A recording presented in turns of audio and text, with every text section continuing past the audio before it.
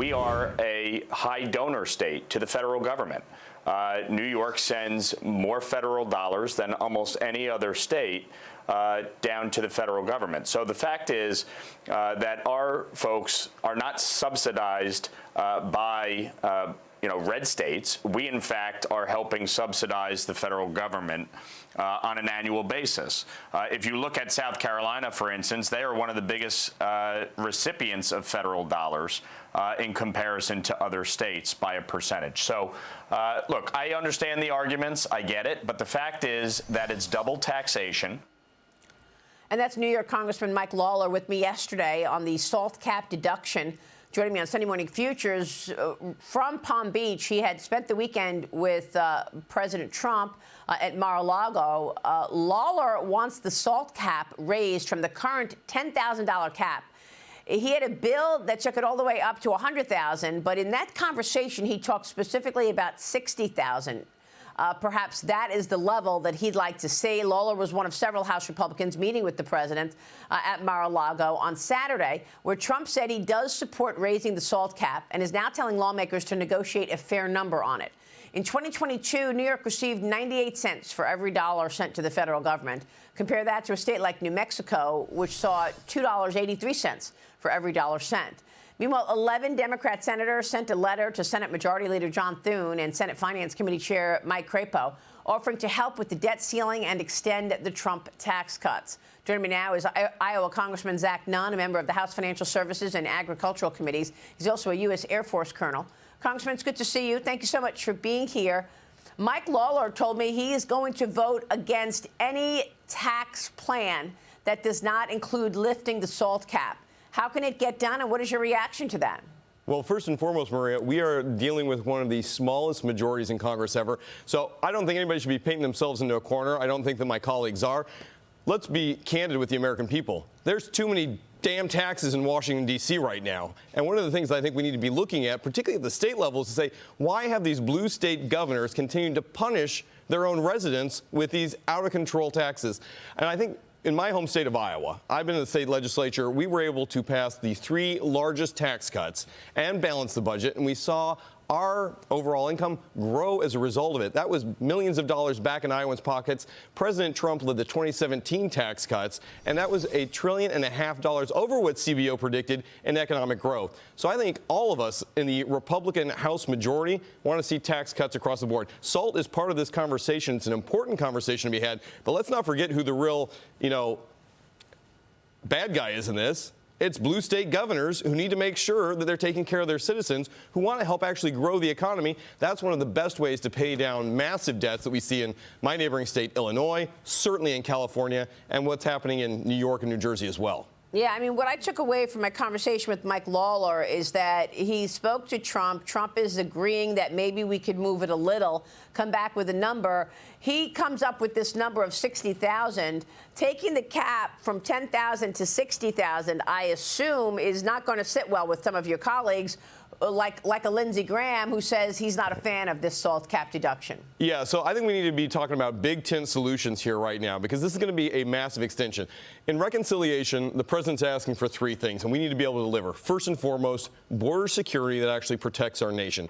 Unleashing America's energy so that we're less dependent on foreign powers and able to be a net exporter, not only of energy, but of American influence around the world. And 3, really getting a 2017 tax extension.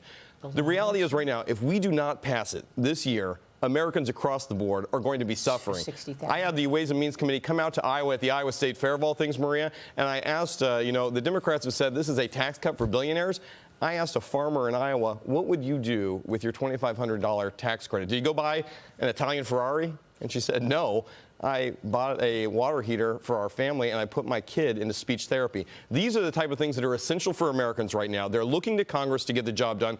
I want to make sure that all of us, whether you're from a blue state, a red state, a big state, or a little state, are focused on solutions to deliver, not just for the American people, but so that we can grow our economy and do exactly what President Trump promised us he was going to be able to deliver after his election. No, I understand that. And it's harder and harder with such a slim margin, and yet you do have this pushback.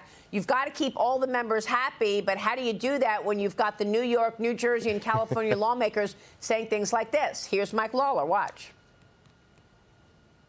Well, you had a very important meeting with President Trump, and I know he gets this. He was a resident of New York, understands the tax policy in a very sophisticated way. What did he say to you this weekend? Do you expect the SALT cap to be lifted? He understands it completely. He agrees the cap on salt needs to be lifted. I would remind my colleagues, here's the reality. If we don't pass a tax bill, the cap on salt expires completely, and we go back to unlimited. The problem is that it would be associated with the largest tax increase in American history. The rates would go up. The alternative minimum tax would come back.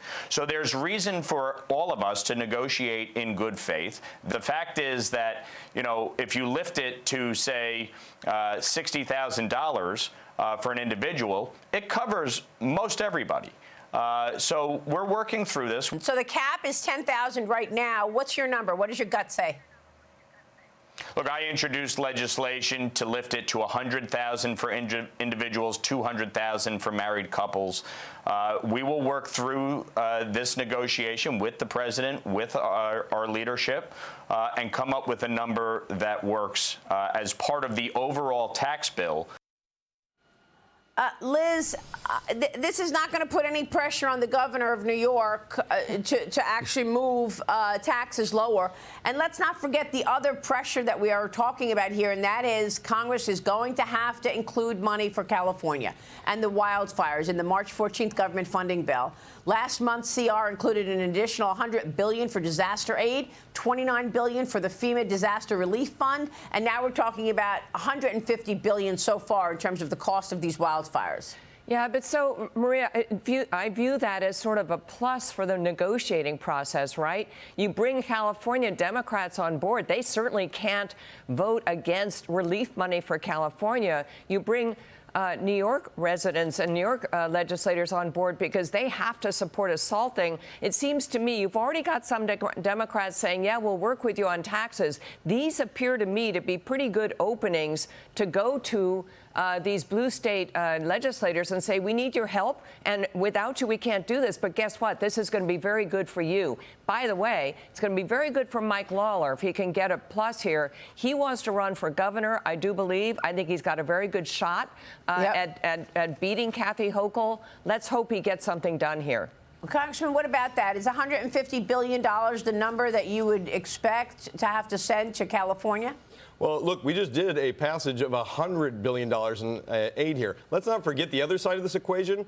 There's $36 trillion in debt that every American is paying $100,000 into. We can't just keep running up the government credit card here. And one of the things that I'll push back on is we've got to be able to grow our economy. We do that with tax cuts, but we also have to spend responsibly here. And so just like aid to California, we will certainly help those thousands of homes and families who have been devastated, but we also expect you to change bad behavior. We should look at the same for these blue states who have run away with a broken tax policy. We want to be able to help out our colleagues in New York, California, New Jersey, but we also want those governors need to change their tune now. All right, we will leave it there. Congressman, it's great to have you this morning. Thanks so much. Thanks, Maria. Zach Nunn joining us this morning. Thank you, sir. We'll be right back. Stay with us.